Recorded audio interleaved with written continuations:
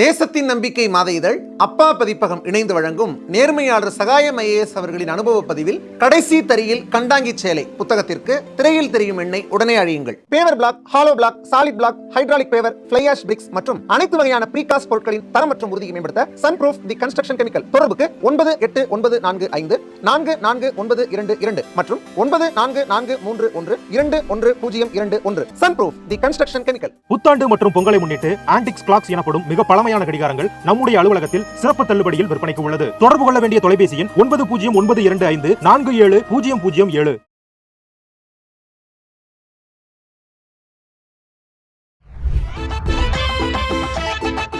யாருமே இல்லாத கடையில யாருக்குடா டீ ஆத்துற? உன் கடமை உணர்ச்சிக்கு ஒரு அளவே இல்லையாடா? வணக்கண்ணே. தம்பி வணக்கம். என்ன காலையில நல்லா கழுவிட்டு இருக்கு போலியே? ஆமாப்பா, சுத்தபத்தமா இருக்கணும்ல. இந்த மாதிரி குளிக்காம கொள்ளாமல இருக்க முடியும்? இல்ல, உன் கடையில டீ குடிச்சாதானே நீ விடிஞ்ச மாதிரியே இருக்கு எனக்கு. அதனால குளிக்காம வந்துடுறதா? அதனால குளிக்காம வந்து ஒரு டீயை குடிச்சிட்டு போனா தான் நல்லா இருக்கு. நான் தான் டீ உனக்கு கொடுக்க மாட்டேன்னு தெரியும்ல. சரி, 2 வார்த்தை போட்டு போலாம் காலைல உங்ககிட்ட அப்படின்னு வந்தேன். புரணி பேச வந்திருக்கீங்க, அதை வந்து வெளிப்படையா சொல்லுங்க. அப்படி சொல்லாத. சரி, இப்ப நான் டீ கொடுக்குற மாதிரி ஆளுநர் வந்து 26ஆம் தேதி டீ கொடுப்பார்ல? ஆமா, குடியரசு தினத்தை முன்னிட்டு தேநீர் விருந்து. ஆமா, அத வந்து நாங்க வந்து புறக்கணிச்சிட்டோம்ப்பா.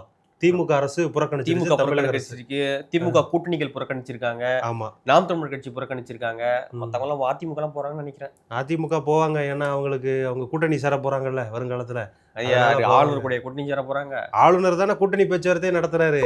நாளைக்கு அங்க போய் என்ன நடக்க போகுது? அதுக்கு தான் விஜய்க்குமே அழைப்பு கொடுத்துருக்காங்களா, அவங்களுக்கு தெரியுமா? சரி, விஜய்க்கு வந்து மறைமுகமா அழைப்பு கொடுத்துருக்காங்க. நீங்க வாங்க, நீங்களும் ஒரு அரசியல் கட்சியா இருக்கிறீங்க, அதனால இங்க வாங்க, தேநீர் விருந்து அப்படிங்கிற பேர்ல நம்ம கூட்டணி பேச்சுவார்த்தை நடத்துவோம் அப்படின்ட்டு ஆளுநர் சொல்லியிருக்காராம். உண்மைதான்ப்பா. ஏன் பேசிக்கிட்டு இருக்கீங்க?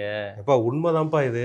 சரி, ரைட்டு. இதெல்லாம் வந்து ஏதோ ஆனா விஜய்க்கு வந்து எங்க கட்சி, எங்க கூட்டணியில் இருக்கக்கூடிய துரை வைக்க ஒரு எச்சரிக்கை கொடுத்திருக்காரு. சரி, உங்களுடைய ஃபியூச்சர் நல்லா இருக்கணுமா, உங்களுடைய எதிர்காலம் நல்லா இருக்கணுமா, நீங்க வந்து இந்த தேநீர் விருந்த புறக்கணிங்க, ஆளுநரை நம்பி போயிடாதீங்க அப்படின்னு சொல்லிட்டு ஒரு எச்சரிக்கை கொடுத்திருக்காரு. பாத்தியா? உங்க ஃபியூச்சர் நல்லா இருக்கணுமா, திமுக கூட்டணியை புறக்கணிங்க அப்படின்னு விஜய் சொல்றாருன்னு வச்சுக்கோங்க.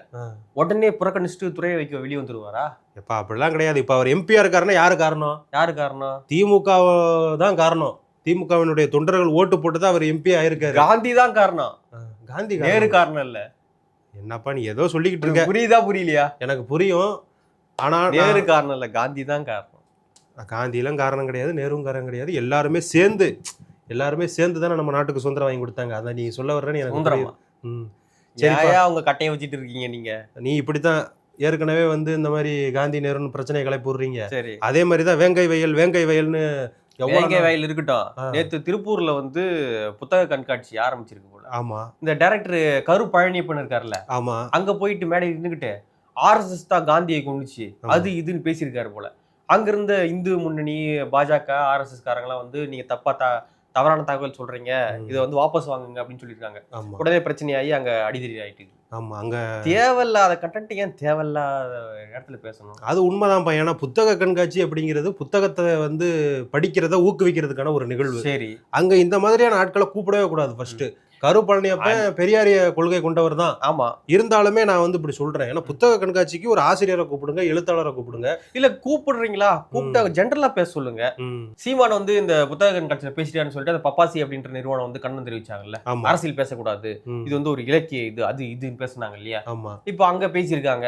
அப்ப RSS காந்தியை கொண்டுச்சு, அது கொண்டுச்சுன்னா அப்புறம் பிரச்சனைக்கு வர மாட்டேன்னா அப்புறம் அங்க போய் அரசியல் பேசிட்டு இருக்கலாமா? நீ என்ன கேட்கணுமா இல்லையா? நீ கண்டிப்பா கேட்கணும். அங்க RSS காரங்க வந்து அது பிரச்சனை பண்ணதும் இருக்குல்ல. நீங்க RSS காரங்களுக்கு வந்து சாதகமா பேசுறீங்க. எதுக்கு அங்க போய் நீ பேசுற கண்டென்ட் ஏன் பேச? அவரை பேச கூப்பிட்டதுதான் தப்பு ஃபர்ஸ்ட். சரி, ஏதோ ஒண்ணு இந்த பிரச்சனை நடந்து போச்சு, அதுக்கப்புறமா பெரிய போராட்டம்லாம் பண்ணியிருக்காங்க இந்து முன்னணி அமைப்பு, யாரு RSS, பாஜக எல்லாரும் பண்ணியிருக்காங்க. இனிமேலாவது புத்தக கண்காட்சியில புத்தகத்தை மட்டும் பேசுங்க. புத்தகத்தை பத்தி பேசுங்க, இலக்கியத்தை பத்தி பேசுங்க, கவிதைகளை பத்தி பேசுங்க, வெளிநாட்டு புத்தகங்கள், மொழிபெயர்ப்பு புத்தகங்கள் அதை பத்தி நல்லா வரலாற்று பேசுறீங்கன்னா கூட கொஞ்சம் அப்படியே பேசுங்க. பூசி போனாப்புல பெரியார் எழுதுற எத்தனை புத்தகங்கள் இருக்கு, அதெல்லாம் பத்தி பேசலாம்ல. பேசுங்க, அழகா பேசுங்க. அதை விட்டுட்டு எல்லாரையும் உரண்டை எடுக்கிறதுனே பேசுனா அப்புறம் என்னதான் புத்தகம் கட்சியா என்னது? ஆமா, நீங்க சீமான் சொன்ன உடனே எனக்கு இன்னொன்னு ஞாபகம் வருது. அதாவது ஈரோடு கிழக்குல சீமான் வந்து இன்னைக்கு பிரச்சாரத்துக்கு போயிருக்காரு. சரி, அப்ப பெரியாரிய ஆதரவாளர்கள்லாம் சீமானை வந்து முற்றுகையிட்டு பெரியார் வாழ்க பெரியார் வாழ்க அப்படின்னு சொல்லிட்டு சீமான் பிரச்சாரத்தை தடை பண்ணிட்டாங்க. அண்ட புழுகு ஆகாச புழுகு. ஏன் ஏன் அப்படின்னா பிரச்சாரத்துக்கு போனார் சீமான் எதிர்ப்பு வந்தது அதெல்லாம் உண்மைதான். ஆனா யார் எதிர்ப்பு தெரிவிச்சா அப்படின்னு பாத்தீங்கன்னா ஈவிகேசி இளங்கோவன் இருக்காரு இல்லையா, அவர் வீட்டுக்கு எதுக்க வந்து அந்த பிரச்சாரமானது போயிருக்கு. அப்பொழுது அங்க ஒரு முன்னாள் காங்கிரஸ் கட்சி எம்எல்ஏ இல்லையா, அதனால சில காங்கிரஸ் வகையில் உட்காந்துட்டு இருந்திருக்காங்க. அவங்க டக்குன்னு எழுந்து இங்க பிரச்சாரம் பண்ணாதீங்க, இது வந்து அவரோட வீடு அப்படின்னு சொல்லியிருக்காங்க போல. ஓகே, அந்த சலசலப்பு தான் இருக்கே தவிர பெரியாரிஸ்டுகள் வந்து ஒரு 2000 பேர் திரண்டு பிரச்சாரத்தையே மறிச்சு அப்படிதான் ஒன்றும் நடக்கல. 2000 பேர் திரணும்னு அவசியம் கிடையாது. அதாவது அவர் வீட்டு பக்கத்துல உட்கார்ந்து இருக்கிறவங்களே சீமானை வந்து நிலைகுலைய வச்சுட்டாங்க. ஆமா, சீமான் வந்து ரொம்ப இதுல ஐயோ நம்ம பெரியாரை பத்தி பேசியிருக்க கூடாதோ அப்படின்னு யோசிக்கிறாராம். பிரச்சாரத்துல என்ன தடவை பேசிட்டு சீமானு, தமிழ்நாட்டை வந்து நாசமாக்க போகுது திமுக, அதனால உடனடியாக ஒரு புள்ளியில இருந்துதான் எல்லா கூடும் தொடங்கும், எல்லா கடலும் ஒரு துளியில இருந்து தான் தொடங்கும். அது போல வந்து நாம் தமிழர் கட்சி இந்த தொகுதியில வெற்றி பெற்றா பெரிய மாற்றமா தமிழ்நாடு முழுக்க வெற்றி பெறும் 26ல, அதனால தயவு செய்து ஓட்ட போட்டு வெற்றி பெற வைங்க அப்படின்னு பேசிக்கிட்டு இருக்காரு. பாப்போம் மக்கள் என்ன முடிவு எடுக்கிறாங்க அப்படின்ட்டு. நான் வந்து இதுக்கு முன்னாடி நிறைய தடவை வேங்கை வயல்னு பேர் ஆரம்பிச்சேன். அப்படியே ட்விஸ்ட் பண்ணி கொண்டு போறீங்க. வேங்கை வயல் நீ தான் மாட்ட போற. நான் எல்லாம் மாட்ட மாட்டேன். உண்மையான விஷயம் என்ன தெரியுமா? சொல்லு. அதாவது உண்மையான குற்றவாளிகள் யாருன்னு கண்டுபிடிக்கப்பட்டிருக்கு. கண்டுபிடிச்சிட்டாங்களா? ஆமா, இது குறித்து தமிழக அரசு ஒரு அறிக்கையை வெளியிட்டு இருக்காங்க. அப்படியா? அந்த அறிக்கையை நான் சொல்றேன். சொல்லு. குற்றவாளிகள் இந்த அறிக்கையெல்லாம் உங்க கூட்டணி கட்சி படிச்சாங்களா? கூட்டணி கட்சி படிச்சாங்களா என்னன்னு தெரியல. ஆர்ப்பாட்டம் பண்ணிட்டு இருக்காங்களோ? நான் படிச்சுக்கிறேன்ப்பா. நீ ஏன்பா ட்விஸ்ட் பண்ற? வேங்கை வயல் சம்பவத்தில் தனிப்பட்ட விரோதம் காரணமாகவே 3 பேர் குற்றத்தில் ஈடுபட்டுள்ளனர். அதாவது அந்த மேல வந்திருக்குது. இது வந்து சன் நியூஸ்ல வந்திருக்கு. எதனா எந்த சோர்ஸ்ல அடிப்படையில போட்டிருக்காங்க? இது வந்து தமிழக அரசு கொடுத்த விளக்கம். கடைசியா ஒரு முக்கியமான விஷயம் இருக்கு. இதுதான் உங்களை மாதிரியான ஆட்களுக்கு ஒரு எச்சரிக்கை இல்ல, வேண்டுகோள் தான். வேங்கை வயல் விவகாரம் தொடர்பாக தவறான தகவல்களை யாரும் பரப்ப வேண்டாம். தவறான தகவல்கள் நான் வந்து என்ன சொல்றது, தவறான தகவல்னு கொஞ்சம் ஹைலைட்டடா இருக்குன்னு சொல்லிட்டு கொஞ்சம் ஸ்லோவா சொன்னேன். அது தாவா மாறிடுச்சு. தவறான தகவலை யாரும் பரப்பாதீங்க. ஏன்னா உண்மையான குற்றவாளிகள் இவங்க தான் அப்படின்னு சொல்லி சொல்லப்படுது. கடந்த 20ஆம் தேதி உயர்நீதிமன்றத்துல சிபிசிஐடி இந்த வழக்கை விசாரிச்சு கொண்டிருக்க சிபிசிஐடி வந்து குற்றப்பத்திரிகை தகவல் பண்ணியிருக்காங்க. அந்த குற்றப்பத்திரிகை வந்து 3 பேர் அவங்க வந்து அடையாளப்படுத்துறாங்க. இவங்க தான் குற்றவாளிகள், இவங்க தான் வந்து அந்த மனித கழிவுகள் வந்து கலந்தாங்க அப்படின்னு சொல்லிட்டு. 3 பேர் இளைஞர்கள், 3 பேர் வந்து தலித் சமூகத்தை சார்ந்தவர்கள். அதாவது அந்த குடியிருப்பு பகுதி இருக்கு இல்லையா, அந்த பகுதியில் இருக்கக்கூடிய மக்களே வந்து அங்க கலந்ததாக குற்றப்பத்திரிகையானது தாக்கல் செய்யப்பட்டிருக்கு. இது வந்து நேத்துல இருந்து பெரிய சர்ச்சையாக மாறி இருக்கு. எப்படி வந்து அதாவது இந்த 3 பேரோட குடும்பம் இருக்கு இல்லையா, இவங்க குடும்பம் வந்து அந்த குடியிருப்புக்குள்ளே தான் இருக்கு. இப்போ வந்து அவங்களுடைய உறவினர்களை எப்படி குடிக்க முடியும்? அவங்க தாய் தந்தையை குடிக்கிறதுக்காக மலத்தை கலப்பாங்களா அப்படின்ற சந்தேகம்லாம் எழுந்து இப்பொழுது பெரிய சர்ச்சையாக இது மாறி நிக்குது. விசிகா வந்து ஆர்ப்பாட்டம் பண்ண வந்து வேங்கைவயல் போயிருக்காங்க. அவங்களை எல்லாரையும் கைது பண்ணியிருக்காங்க. காலையில பிரஸ் மீட் கொடுத்துருக்காரு திருமாவளவன். தமிழ்நாடு காவல்துறை மீது எங்களுக்கு நம்பிக்கை கிடையாதுன்ட்டாரு. சிபிஐக்கு உடனே மாத்துங்க, சிபிஐ மீது நம்பிக்கை இல்லை, வேற வழி கிடையாது, நீங்க மாத்துங்க, அங்க பாத்துக்கலாம் அப்படின்னு வந்து சிபிசிஐடி மேல நம்பிக்கை இல்லை. சிபிசிஐடி மேல நம்பிக்கை இல்ல, சிபிஐ மேலேயும் நம்பிக்கை இல்லை எங்களுக்கு, வேற வழி கிடையாது, ஒரே வழி சிபிஐ தான், பரவாயில்ல மாத்தி விடுங்க. ஆடியோ ஒன்று ரிலீஸ் ஆச்சு. ஆமா, அந்த ஆடியோவே வந்து மிரட்டி வாங்கப்பட்ட ஆடியோ, வெட்டி ஒட்டி எடுத்த ஆடியோ அப்படிலாம் சொல்லப்படுது. அதான் உண்மையான குற்றவாளியை வந்து நான் தான் தப்பு பண்ணேன்னு ஒத்துக்கிட்டா கூட இந்த மாதிரியான என்ன சொல்றது, எங்க அரசுக்கு எதிரான களங்கம் விளைவிக்க நினைக்கிறவங்க இந்த மாதிரி ஏதாவது பேசிக்கிட்டே தான் இருப்பாங்க.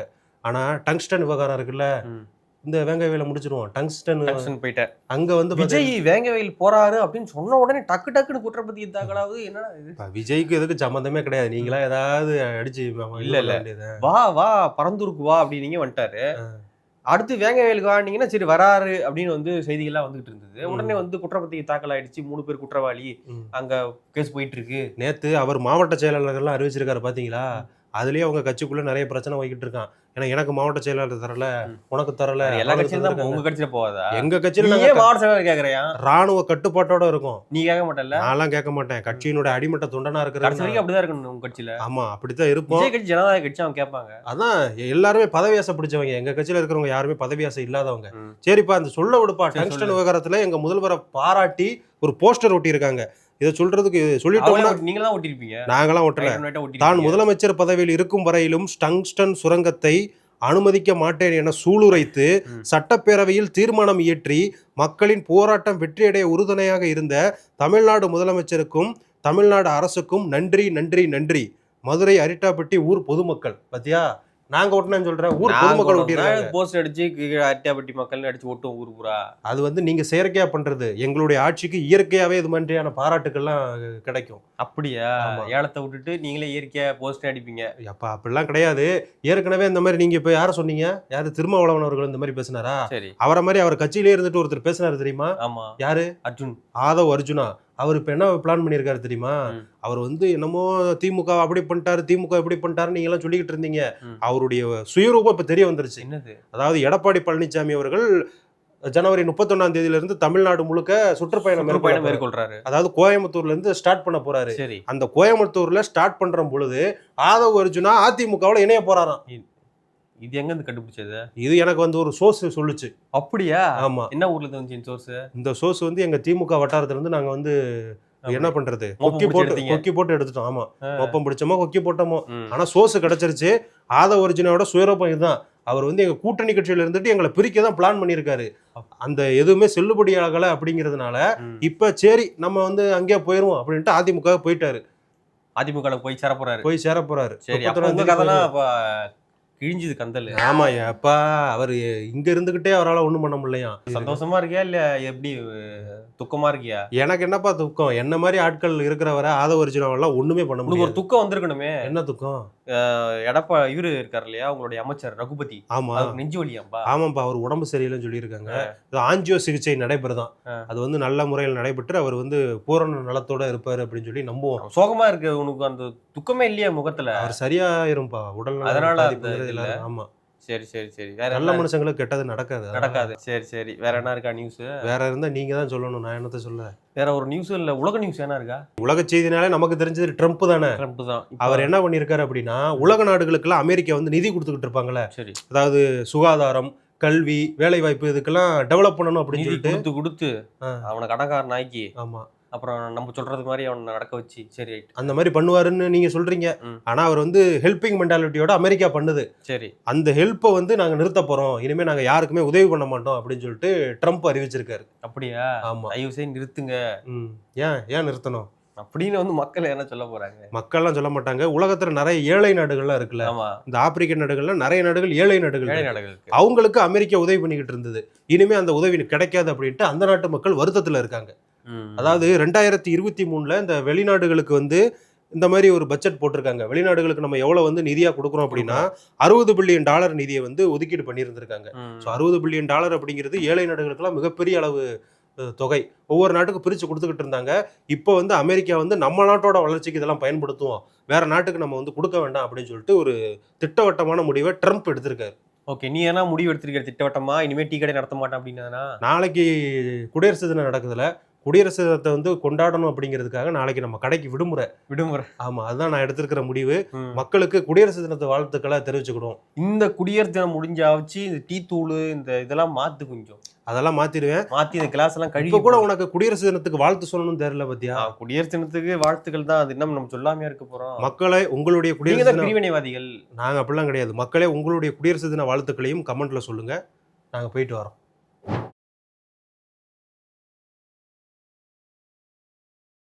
இந்த வாரத்துல 7 நாள், இந்த 7 நாள் 7 கிழமைகள்ல பிறந்திருந்தா அவங்களுக்கு எந்த மாதிரி விஷயங்கள் இதெல்லாம் செஞ்சா அவங்களுக்கு இதெல்லாம் இன்னும் கொஞ்சம் சக்சஸ்ஃபுல்லா இருக்கும், பவர்ஃபுல்லா இருக்கும்? ஏன்னா ஒரு கிழமையை போய் பெருசா பேசணுமா அப்படின்னா, நம்முடைய ஜோதிட சாஸ்திரமும் இந்த வான சாஸ்திரத்தையே வாழ்க்கையா வச்சிருந்தவங்க நம்முடைய மக்கள். இந்த மாதிரி ஆன்மீகம் மற்றும் ஜோதிடம் சார்ந்த இன்னும் பல வீடியோக்கள் பார்க்கணுமா?